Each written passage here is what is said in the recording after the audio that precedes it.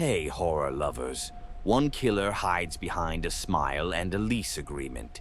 The other follows a list. Your last name tells him when it's time to die.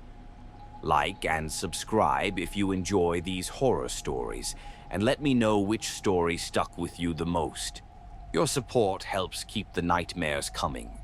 Let the horror begin.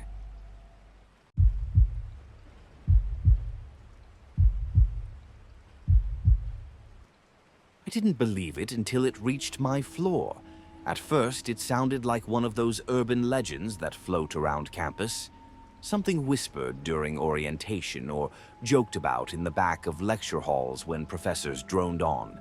But by the time campus police found the fourth body, no one was laughing anymore.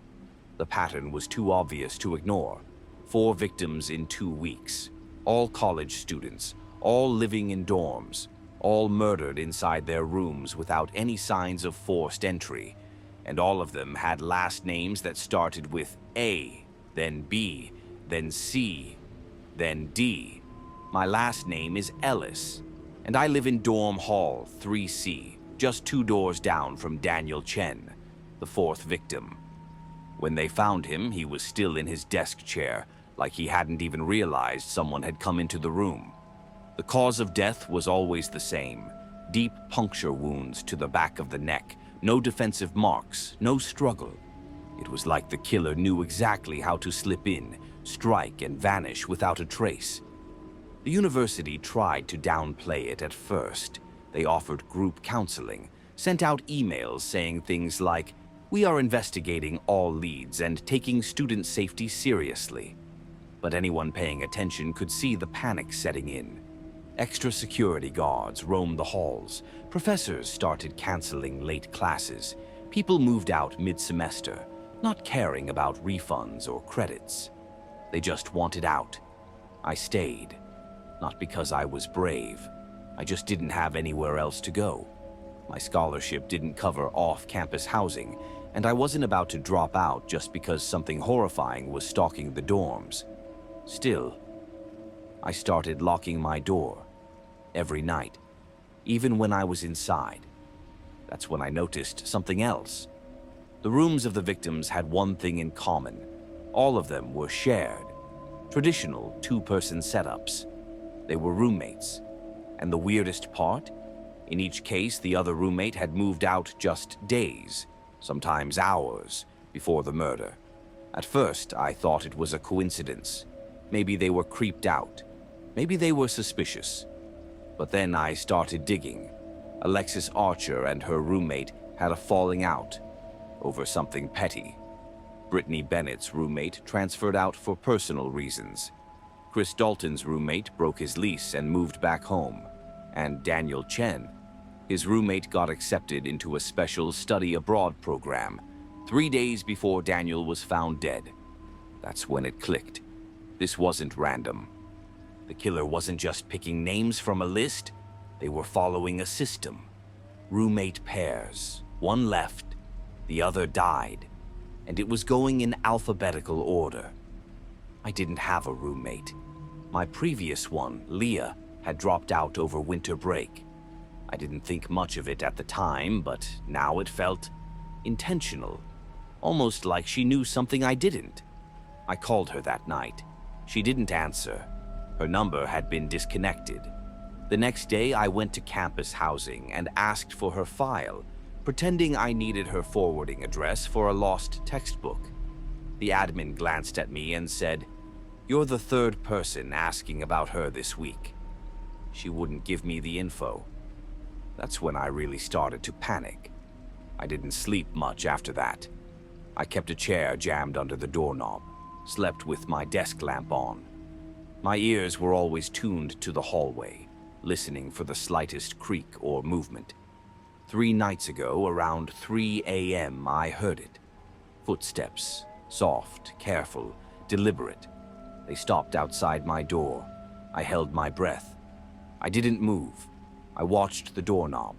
It didn't turn, but a few seconds later, something slid under the door, a piece of folded paper.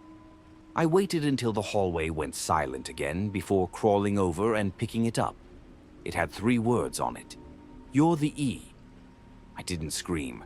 I couldn't. I just sat there staring at the paper until the sun came up. I went straight to the campus police station that morning.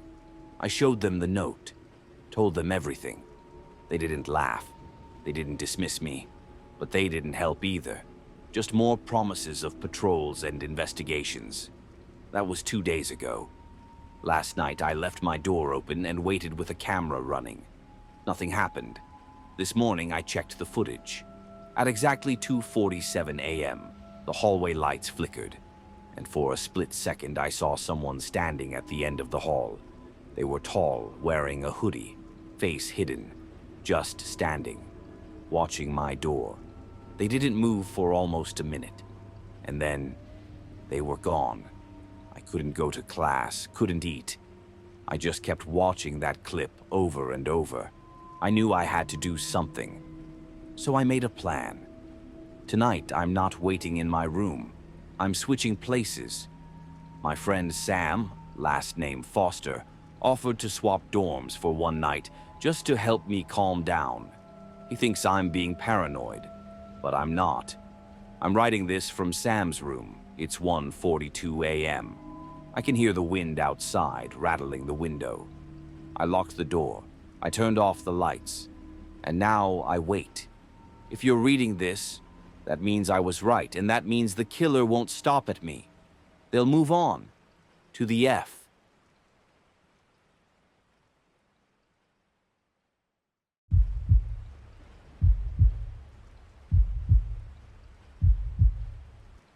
I moved into that house because it was cheap. Too cheap, honestly.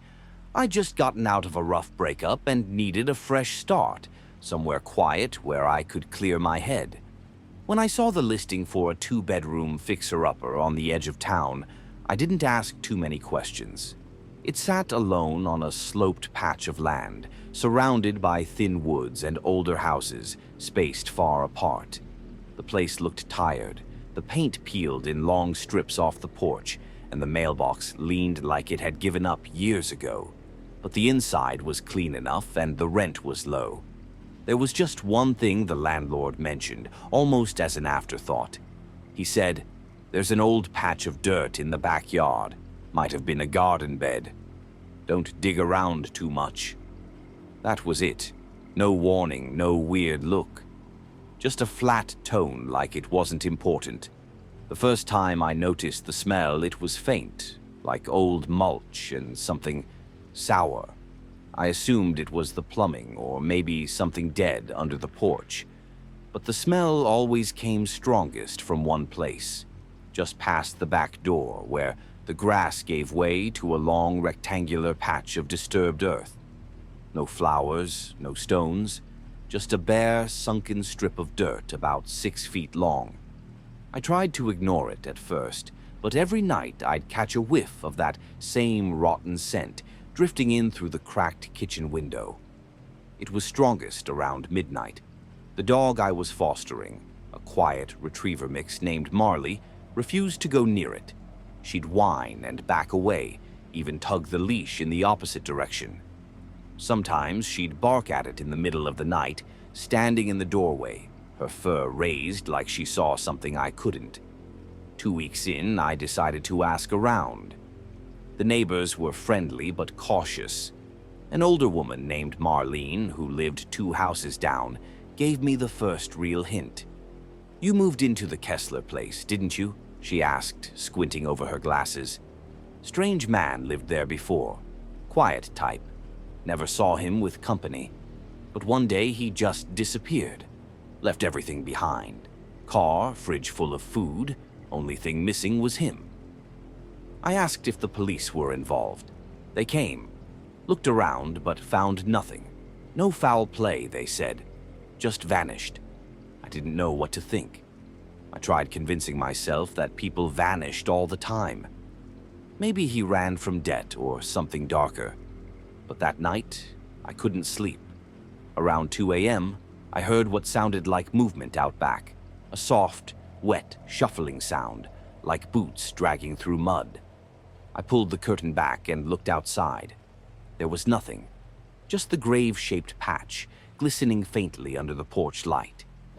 The next morning, I noticed something new. A boot print, deep, right at the edge of the patch. And not mine. That's when I called the landlord. He didn't answer, but later that day I got a text. "Stop asking questions. You're not in danger. Mind your business." That was the last I heard from him. I should have left. I know that now. But curiosity is a disease, and I'd already started down the path. I started digging through property records, old newspaper clippings, anything that might tell me more about who lived here before me. That's when I found the article. Small headline, 3 years old. Missing person case, James Kessler, 43. Last seen March 12th. Police say no signs of foul play. The photo made my stomach twist. It wasn't the man's face that unsettled me. It was the background. A hallway. And on the floor behind him was a suitcase. The same one still sitting in my hall closet, left behind when I moved in. I had never opened it. Something about it felt wrong. I tried calling the police, told them about the grave-shaped patch, the smell, the suitcase. They came. 2 officers. They looked around, sniffed the air, poked the dirt with a stick. They even opened the suitcase. Inside were folded clothes, old photographs, and a notebook. The pages were filled with names. First names only, listed one after the other in neat handwriting. Some were crossed out in red pen. My name was at the very bottom, uncrossed, but written in a different color. Black ink. The officers didn't seem fazed. They said there wasn't enough evidence of anything criminal. Told me to lock my doors and maybe see a therapist. That night, Marley wouldn't come inside. She stood at the edge of the back porch, growling at the patch. Her body stiff, tail low, and then she bolted into the woods, leash trailing behind her. I chased her for hours but never found her. I slept with the lights on after that. 2 days later, I finally dug into the dirt. I didn't even get a foot down before the smell hit me full force, thick, heavy, and undeniably human. I found bone, then cloth, then a tooth. I ran. The police came back. This time they brought shovels. They unearthed a body, partially decomposed, wrapped in tarp. It was not James Kessler. It was a woman. No ID. 2 more bodies were found the next day. One of them was a teenage boy. The other was barely a child. The local paper exploded with the story. Serial killer's graveyard found behind rental home. But the man, the one who owned the house, the one who told me to stay quiet, vanished. He was not the landlord. The real owner died years ago. The house had never been officially rented. There was no lease, no property manager, just an online ad, a cash deposit, and a man who handed me the keys and left without a name. The suitcase is gone now. So is the notebook. But the names, I still remember them, especially mine.